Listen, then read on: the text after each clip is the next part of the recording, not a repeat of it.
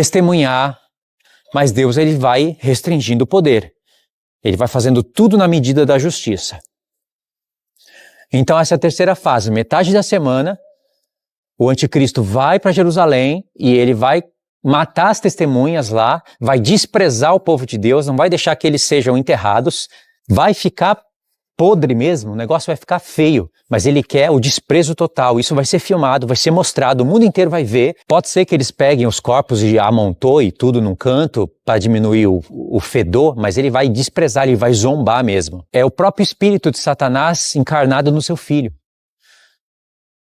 Essa é a terceira fase e vai durar 3 anos e meio.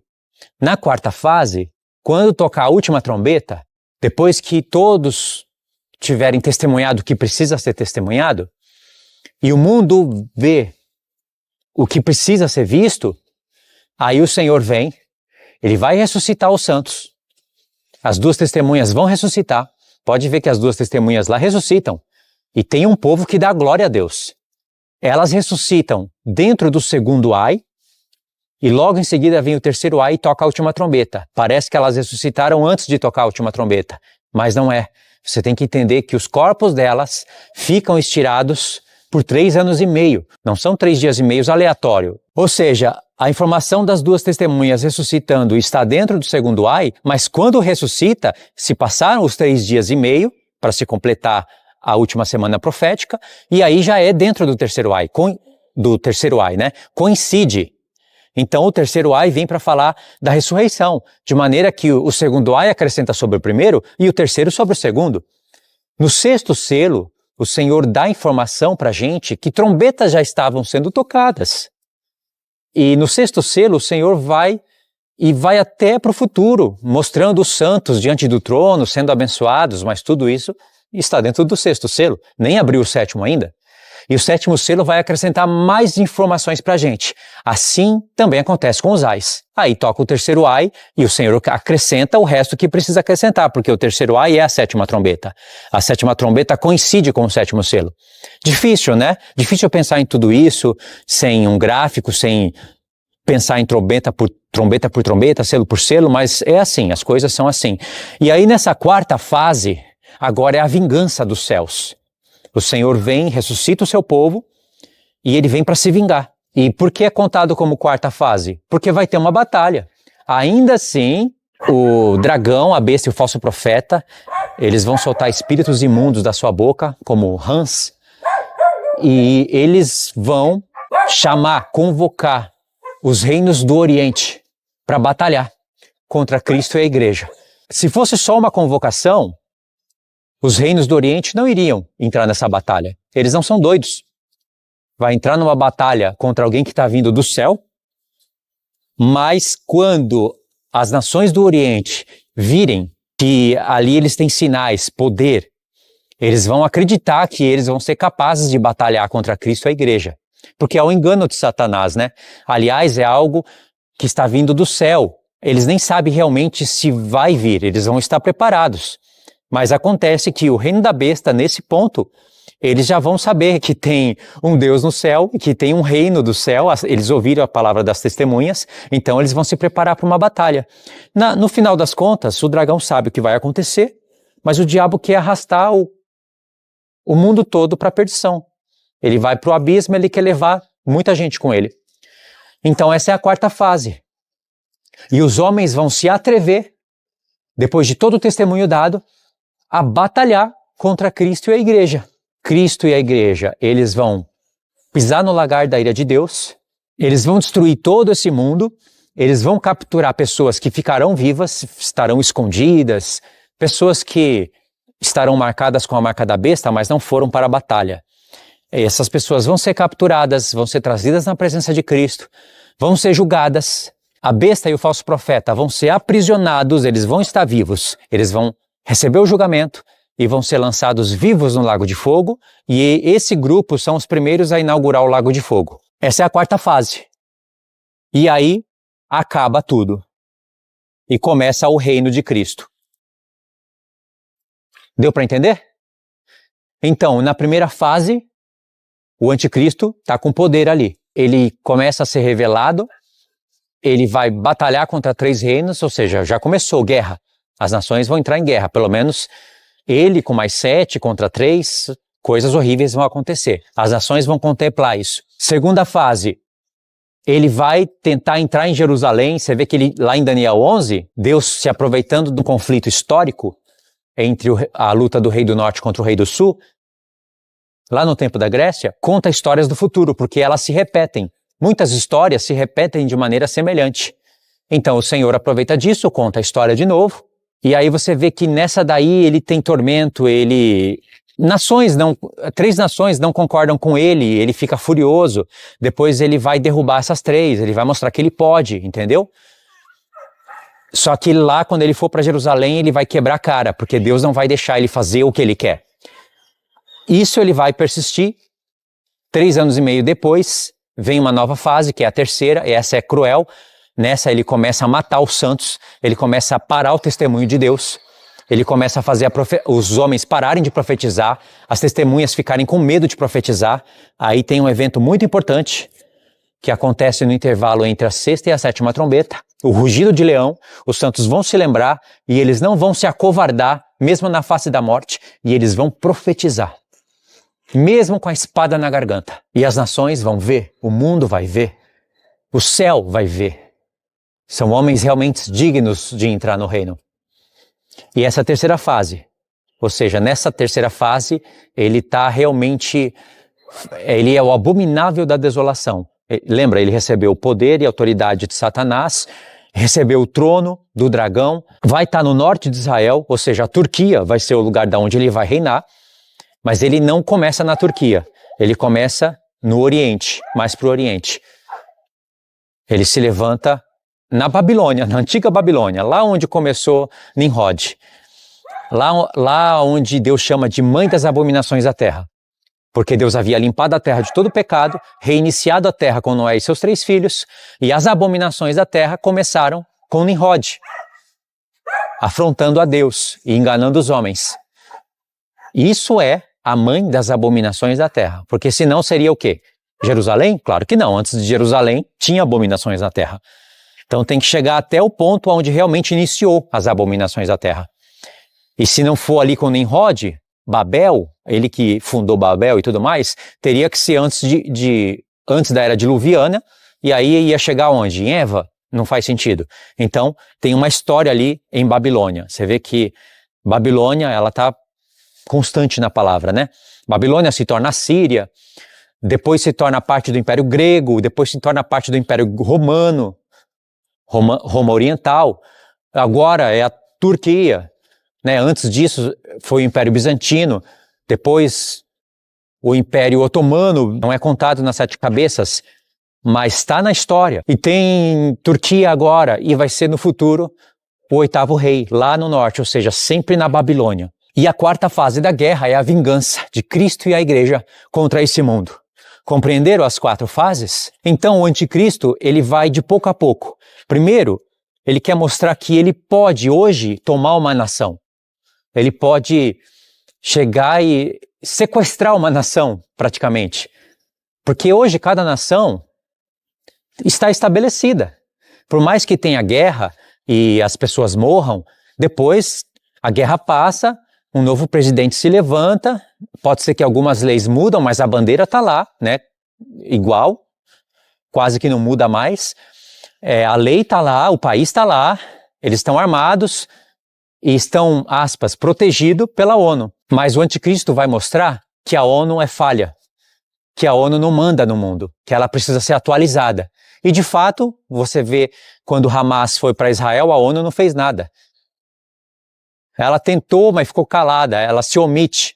E isso que vai acontecer para o anticristo ir se levantando. Ou seja, a 7ª cabeça não está completa, né? E quando estiver, ele vai se levantar no meio dela. Aí ele vai batalhar contra 3. Ou seja, ele vai derrubar um. Ele não vai derrubar os 3 de uma vez. Ele vai ter que derrubar um, derrubar outro e derrubar outro. Então ele vai mostrar que ele pode, que ele consegue conquistar uma nação. Ele vai tirar o presidente de lá, vai colocar os ministros dele, vão alterar as leis e logo o país todo vai estar subjugado diante do seu poder. Quando ele mostrar para o mundo que ele pode, já vão ter 10 nações com ele. Ou seja, agora o mundo sabe que é possível uma nação usurpar a outra. E que agora um homem chegou ao poder de 10 nações. Então, todas as outras nações, elas vão ter que abaixar a cabeça e engolir a seco. Mas nem todas vão suportar isso. Pode ver que se todas as nações do mundo estivessem com o anticristo, ele não precisaria convocar nações lá na sexta taça para chamar para a batalha. Compreenderam? Ou seja, dá a entender que nações lá do Oriente, que dá a entender que é Rússia e China, elas não vão estar ali contra o anticristo, mas não vão estar apoiando ele. Porque o anticristo, mesmo com 10 nações, ele não pode derrubar o mundo inteiro. Mas o que ele quer é isso, ele quer reinar sobre o mundo inteiro. Ele vai se autoproclamar Deus na terra. A profecia diz isso, de maneira que os próprios islâmicos, quando ele começar a fazer isso, não vão aturar isso. Porque os islâmicos têm Alá como o único Deus. As testemunhas vão falar que esse homem vai agir como se fosse o próprio Deus. Ele pode até não falar, eu sou o Deus da terra, eu sou Deus, como Antíoco Epífanes, homens que se declaram Deus. Alexandre o Grande, porque lá no reino da Grécia, alguns reis se levantaram lá se proclamando Deus. Por isso que João fala que a besta que viste era, não é, mas aparecerá. Ou seja, aconteceu algo bem parecido no passado. O era. Então, Alexandre o Grande não foi uma figura do anticristo, mas ele já se considerava Deus, ou filho de Zeus. Agora, Antíoco Epífanes se considerava Deus. Então, o anticristo vai agir como se fosse o próprio Deus. Ele, sendo islâmico, vai começar proclamando Alá, vai começar a enganar o mundo. Ele vai ter astúcia para enganar até os judeus. Os judeus zelosos da Torá, que não ainda acreditam em Cristo, não vão aceitar. E por isso que ele vai matar. O Senhor vai permitir ele tomar metade da cidade. Ele vai forçar as mulheres, vai violar as mulheres. Talvez isso vai ser filmado. Metade. Ele vai conquistar tudo metade, tudo 50%, Deus vai deixar. Aos olhos do mundo, ninguém sabe de nada. Aos olhos do mundo, vai ser mais uma nação que ele vai tomar. Ou seja, ele vai tomar Israel. Israel agora não vai ser mais Israel. Vai ser algo islâmico, vai ser uma outra nação. Porque pessoas vão estar sendo mortas, levadas como cativo, vão estar sendo zombados, o mundo vai ver. Só que o mundo não sabe que isso vai ser barrado, não sabe que isso vai parar e que o Senhor vai intervir. Então, judeus zelosos vão lutar contra isso. Mesmo não aceitando ainda Cristo, eles vão segurar e sustentar um testemunho de um único Deus. E por isso eles vão restar. Eles vão ser envergonhados quando Cristo vir, eles vão crer porque estão vendo, e eles só não vão morrer porque eles sustentaram o testemunho de um único Deus e não colocaram a marca da besta. Mas outros judeus vão ouvir a palavra e vão aceitar o testemunho. E isso até a metade da semana. Depois disso vai ser muito difícil algum judeu se converter dessa maneira. De maneira que a conversão da igreja vai até a metade da semana. Daí em diante já há um decreto no mundo.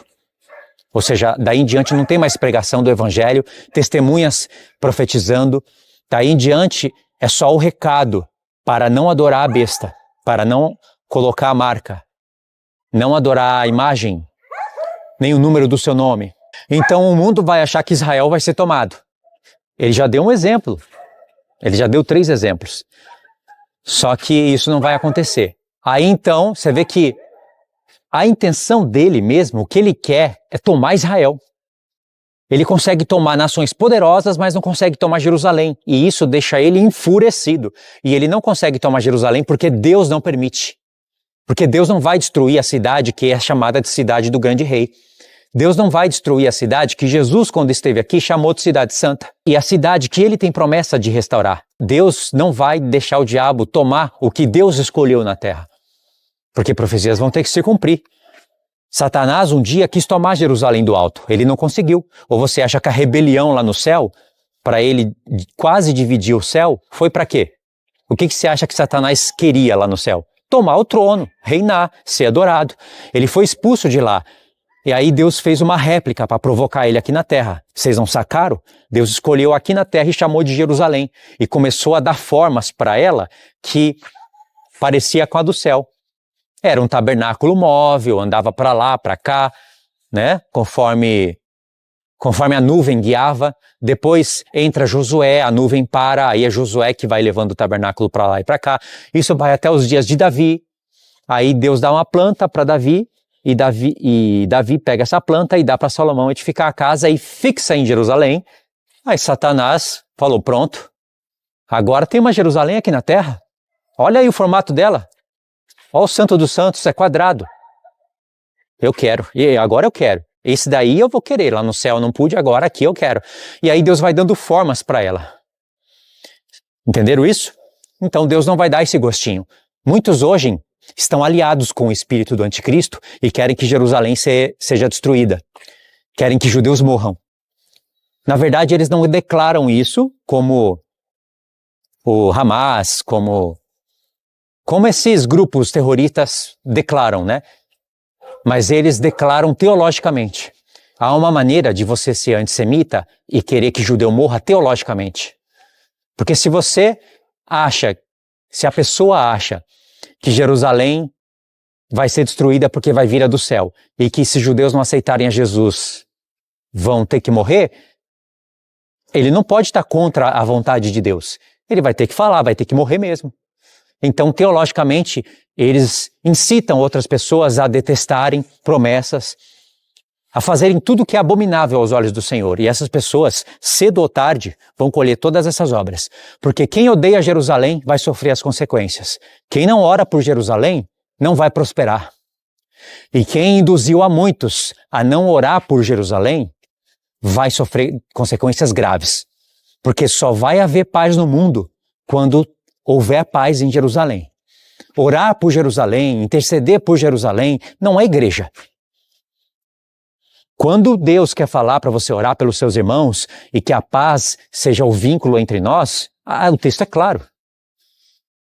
A Nova Jerusalém não precisa ser retificada, não precisa de ser restaurada, nada disso. E nós somos os santos, filhos da Jerusalém do Alto.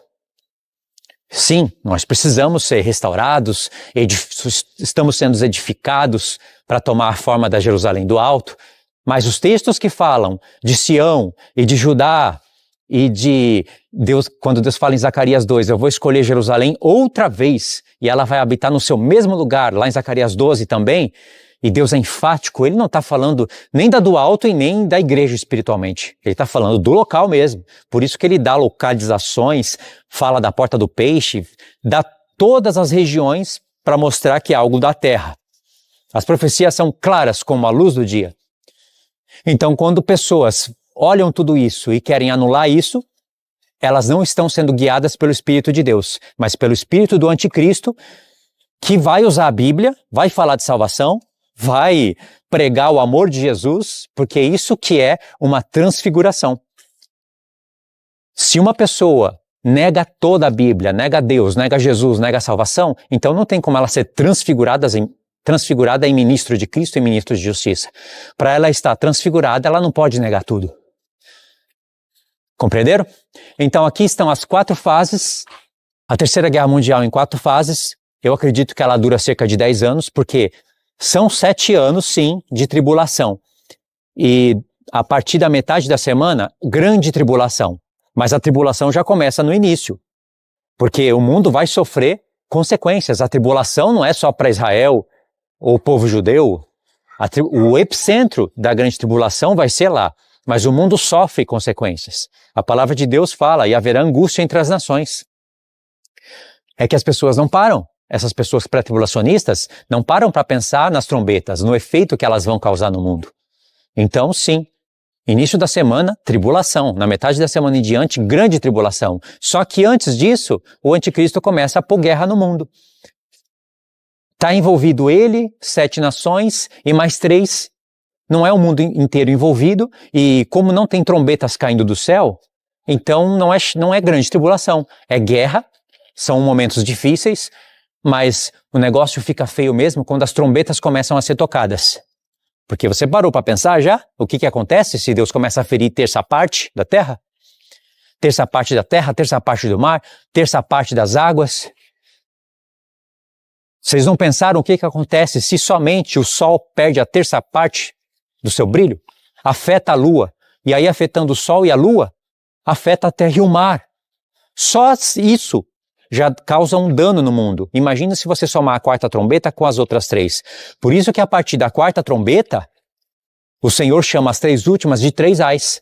Não só porque o anticristo vai estar na terra com poder e autoridade de Satanás e o próprio Satanás vai estar na terra, mas porque a terra já sofreu 4 trombetas e as 3 últimas serão horríveis. Então Deus vai proteger muitas nações, vai proteger muitos dos seus santos. Alguns vão ter que morrer, alguns eu digo, são muitos, né? Mas não são todos. Vão ter que morrer para dar o testemunho e isso é original de uma batalha. Nem todos morrem, nem todos ficam vivos. Não é só em um lugar, envolve vários conflitos. E quando envolve algo escatológico, é mais complexo ainda. Tá bom? Então tá, irmãos. Muito obrigado por ter assistido até aqui. Tá de noite aqui já. Deus abençoe. Fiquem na paz.